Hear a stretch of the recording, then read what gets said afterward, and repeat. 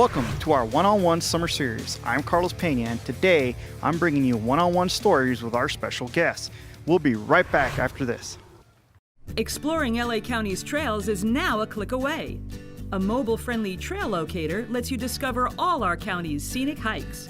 It features an interactive map that takes you inside the trail. From the elevation to the temperature, what you need to know is at your fingertips. Wondering if your dog, horse, or bike is welcome? It has that too. So discover some of LA's best kept secrets and happy trails to you. Hi folks, and welcome to this week's SoCal Prep Report. I'm Carlos Peña, and today we have Greg, the Bullet Buchanan champ. Welcome to the show. How are you doing? Welcome. Thank you. So tell us a little bit about yourself. What are you doing hiding up here in the high desert? Well, I'm not hiding. I'm living and running my business, but moved up in the high desert probably about 27, 28 years ago. Okay. From the Upland, Ontario area. Okay. And that's where I started in the world of martial arts. I started when I was about 10 years old. 10 years old.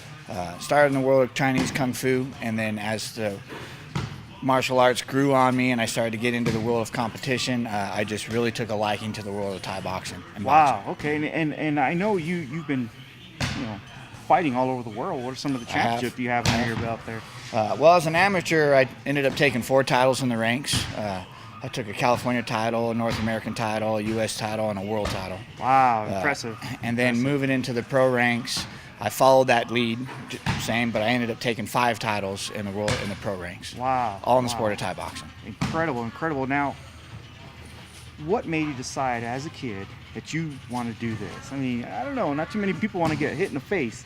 Well, that wasn't the plan. the plan was actually to not get hit in the face, which is what the martial arts was making me believe I could do, I got to be honest with you. A lot of the influence came from TV, watching the Kung Fu movies and Saturday martial morning art Kung movies. Fu. Exactly. Bruce Lee, Chuck Norris. Yeah. All those guys kind of set inspiration in me, and I just wanted to do that. Really? And then, of course, the final straw was basically getting picked on as a kid. I was 10 years old, like I said, and I ended up getting pushed off my bike by 2 kids, and I watched them get on it and ride it away. Oh, wow. I never saw it again, so that kind of just was the final straw to tell me, all right, I got to be able to protect myself. Now your gym here, the Bullet Gym, been here, since 2000, correct? Been here October of 1999. 99, I missed it by 1, sorry about that. It's okay, close enough. How many kids do you see come through here being in that same situation as bullying and low self-esteem? Unfortunately, I do see quite a bit of it.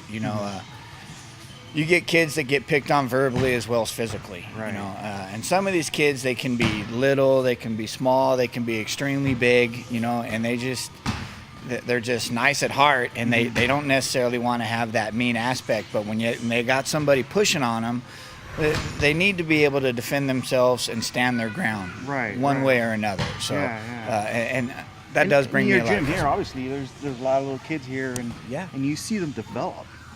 Do they come real small and eventually stay on for a couple years, and you see them, and you see the change in them. And I've had that. You do get people that come in 2 or 3 months and then they fizzle away. But I have had some students that stuck around for years. Right. And I've actually started to train their kids. Oh, wow. And some kids I've taken from, I call them greenhorns. They don't know anything, and I've turned them into fighters. Wow. So Both some of them amateur, are actually competitive fighters now. Some of them take it to that Wow. point. I don't ever really push anybody to that point because, like you said, what makes you want to get hit in the face? Yeah, exactly. It's interesting you bring that up because we have so many parents out there that push their kids. And as a matter of fact, I've talked before on the show about trophy kids. Do you see that out here in your gym? I do. Do you tell the parents, hey, slow down?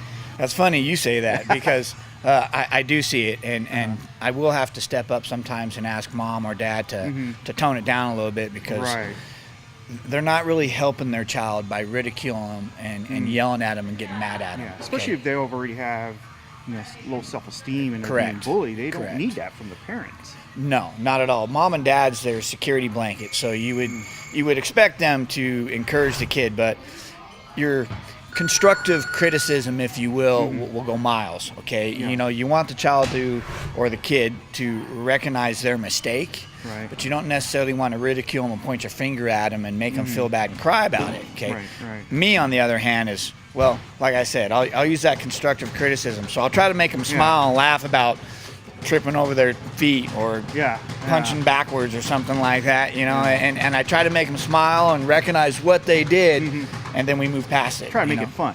I have to. That's a recurring theme on the show is you got to make it fun for these kids. When the fun's out the door, it becomes work.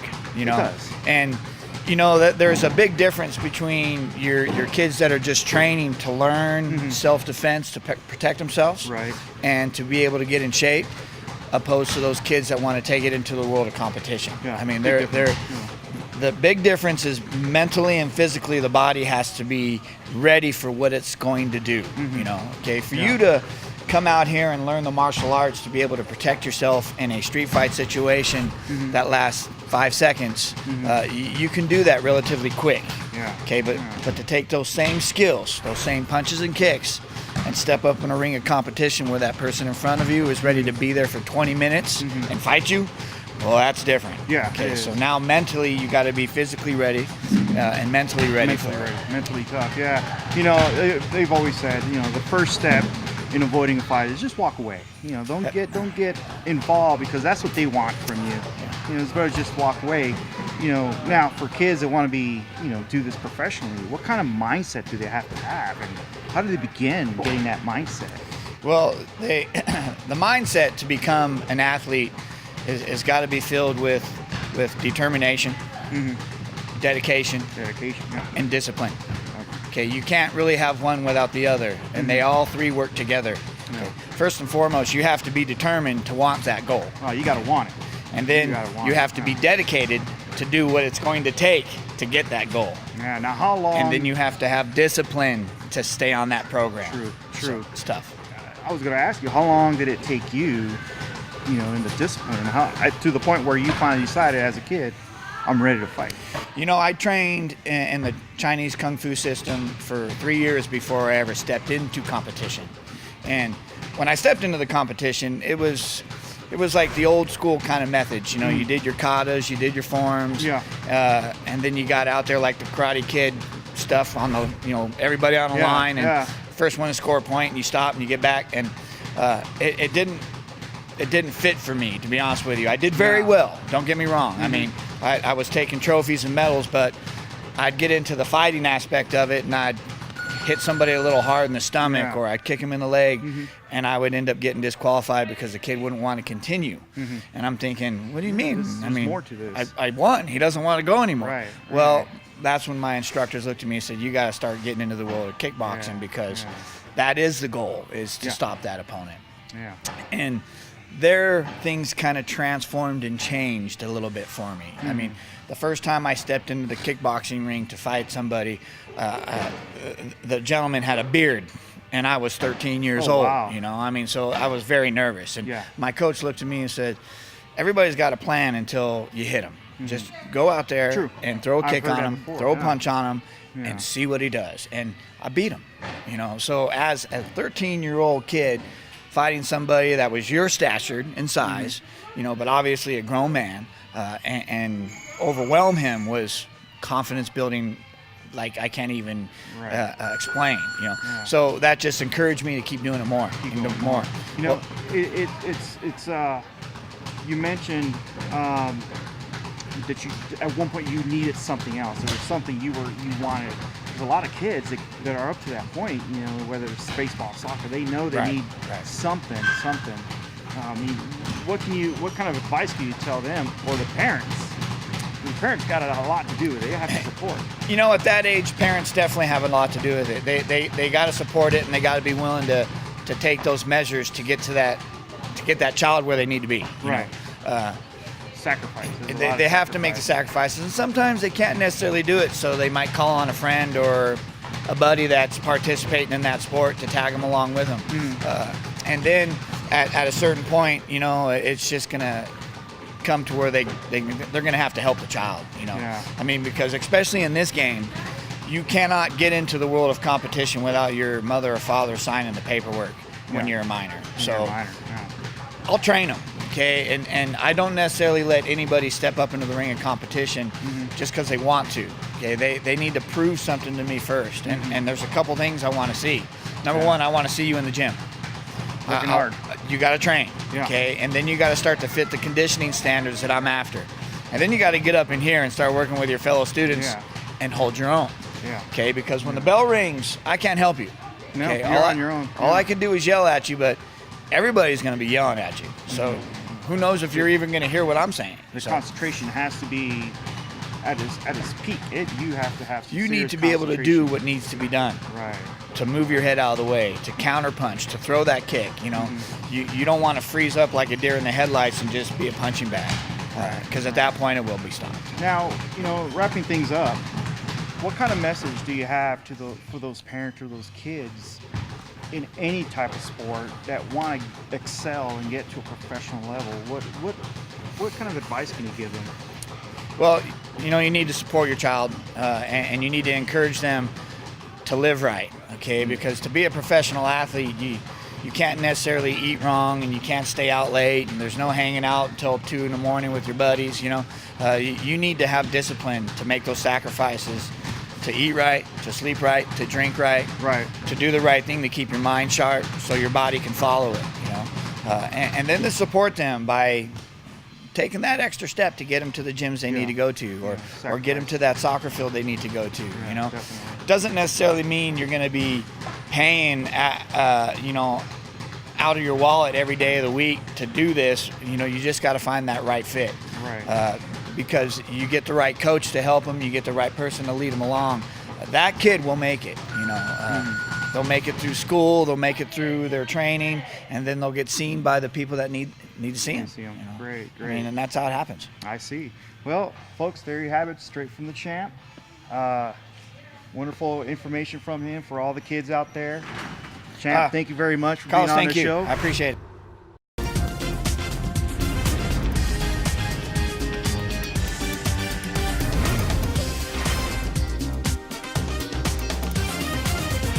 What's happening in LA? I'm Arian Alexander.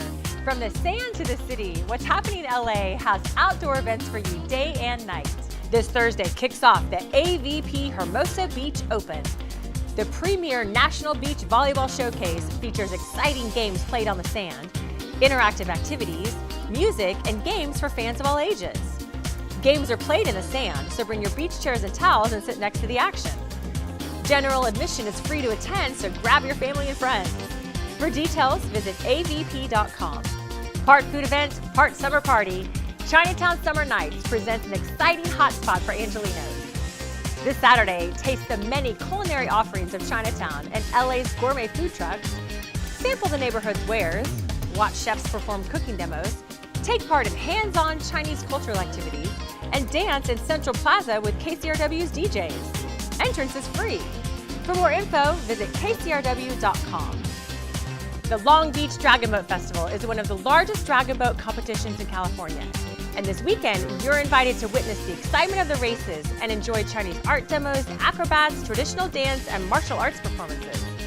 With over 100 teams from around the world in the race, there will be no shortage of fun, food, and excitement for you and your family. For race times, check out lbdragonboat.com.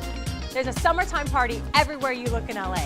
And at What's Happening in LA, we bring you the best ones.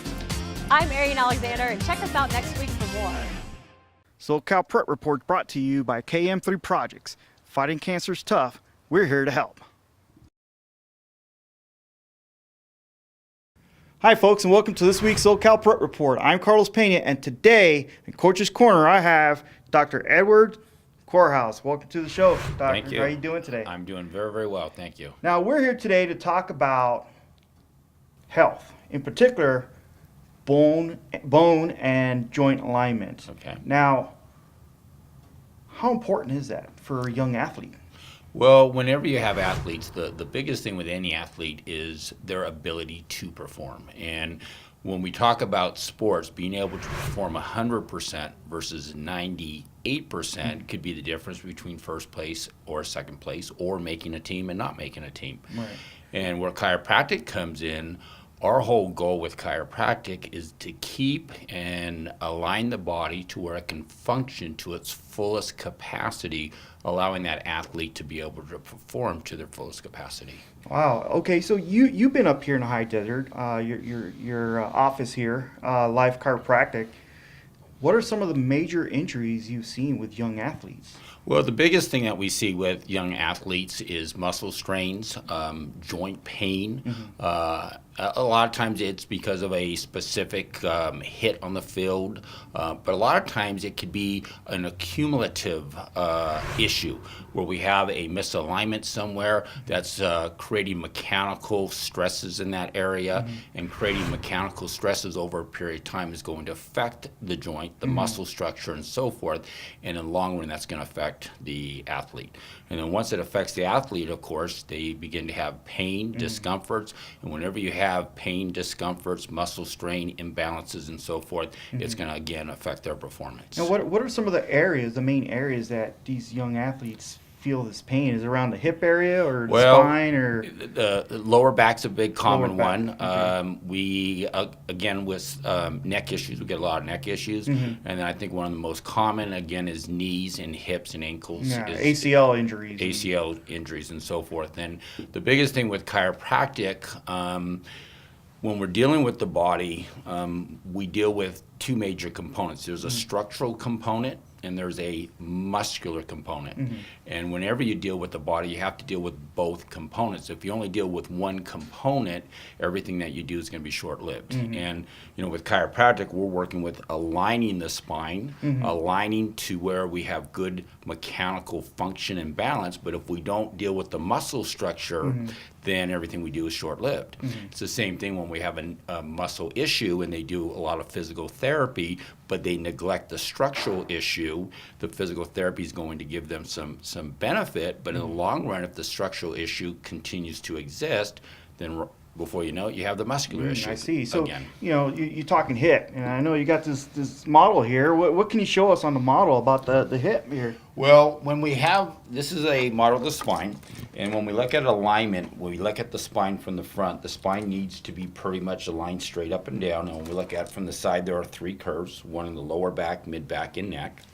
And when we have structural misalignment, say we have a misalignment of the spine where the spine is tipped like this, creating the pelvis to tip, you're now going to create imbalance with the lower limbs. You're going to create an irregular gait. The way they distribute the weight on one side versus the other side is going to be affected. In the long run, it's going to affect their ankle, their knee, their hip, and again, their lower back area. It's really, it connects everything all together, and it's really important. Well, and the other thing with the spine that people need to realize is the spine houses the nervous system. So if you have a structural misalignment, besides causing a structural problem, over time you can begin to affect the nerves. And if you get a nerve that's affected, and that nerve goes to a specific muscle group, a specific organ, and that nerve cannot function 100%, and that's also going to lead to other problems down the road as well. I hear a lot that something as simple as having the right shoe or inserts can affect the spine as well. How true is that? Your feet are basically your foundation, and if your feet are not balanced, then it transitions right up the leg, right to the lower back and spine. Again, our body is like any fine automobile, and if you want a automobile to be able to perform to its fullest capacity, you want it running on 8 cylinders, not 7 cylinders. You want everything balanced, you want everything functioning. Our body's the same way, and if something's off just a little bit, it's going to affect the body in one way or another. Right. I mean, you can't. You have to buy proper shoes. You have to unfortunately go out there and spend the right amount of money for the proper shoes. Correct. So that your spine can be good and your hips.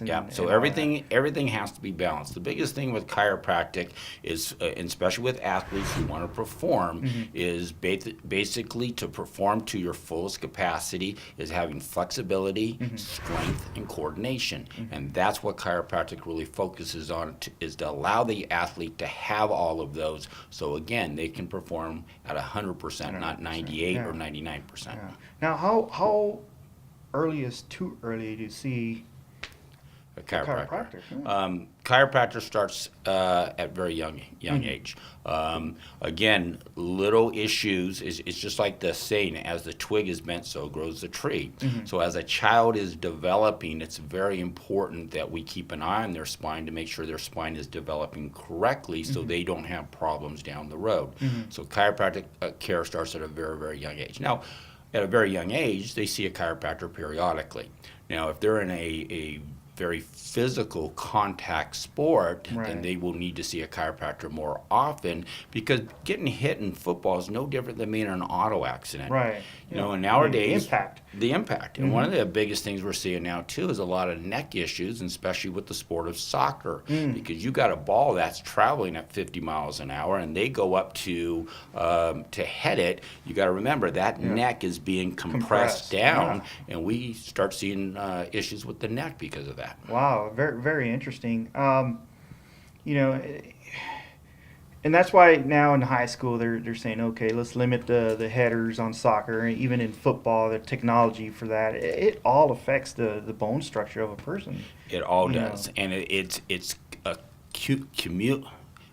impacts that happen repetitively that create these issues. One impact is bad enough, but then you get an accumulation of those impacts down the road. It's going to create issues. Wow. Now, for young athletes, are there signs and symptoms that they should be aware of to say, hey, maybe I need to go see a chiropractor or something? Well, does something stand out? Or a lot of times these issues can be asymptomatic for a while, but as soon as they start to have discomforts, they start having muscular imbalances, they have pain, and again, pain is the body's way of trying to tell you one thing only: something's wrong. It's not because you're deficient on some type of medication. You got to do something about it. Yeah, so parents need to listen to their kids. Parents need to there's listen. a lot of parents out there that push and push, that trophy kid mentality, and they avoid the signs and symptoms that their kids are telling, hey, my back hurts. I'll just suck it up and keep going. It's not a good thing. No, not at all. And especially with kids as they're going through their growth spurt.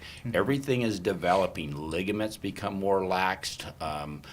Again, the probability of injuries go up too. So it's very, very important to listen to your body and don't overstress it. Wow. I'm glad you mentioned that, growth spurt. What can you tell us about that and how the bones react in joints, and when does that happen? Growth spurts develop throughout adolescent all the way up to about the age of about 18 years old. And again, the bones are developing outward, and as the bones are developing outward, the muscles and tendons are constantly being pulled and stretched, and that's why you hear the people talk about growing pains. That's basically where the tendons insert into the bones. There's a lot of pulling on there, stress on it. There's a lot of irritation in that area because of the growth spurts. What's the age that kids expect this or see this? Well, you got to remember, we're growing from the time we're born until about the age of 18, 19 in regards to growing bone structure and so forth. Now, kids, especially during the hormonal changes, will go through that a lot quicker, and that's usually when they start to feel a lot of those symptoms. Wow, interesting. It all there's so much information out there.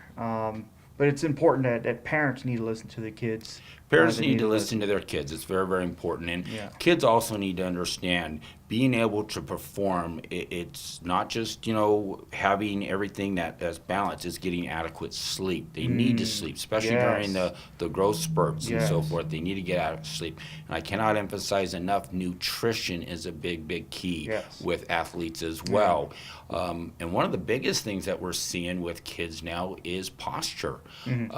Posture plays a big, big role in regards to kids developing their spine, developing everything correctly too, because nowadays you have the posture where everyone's looking down at their iPhones, and we have a word for that. It's called tech neck.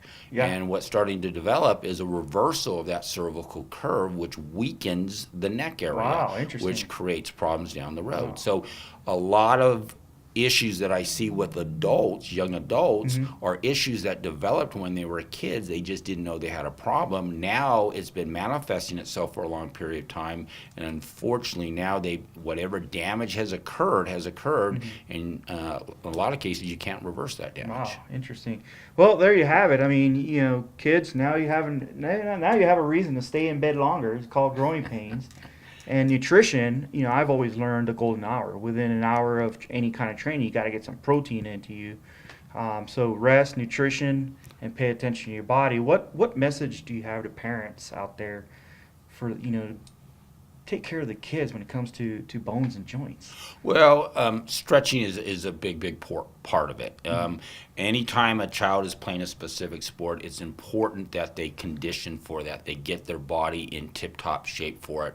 You don't want to just go out, do a sport, and not train yourself to be able to perform in that sport to your fullest capacity.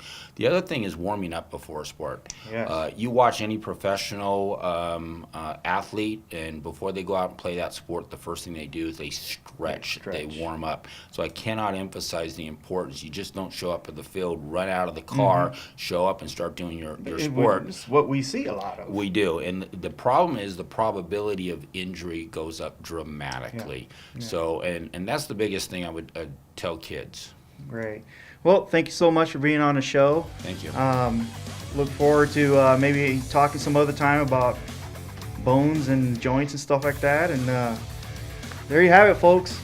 Take care of your body. Listen to your body.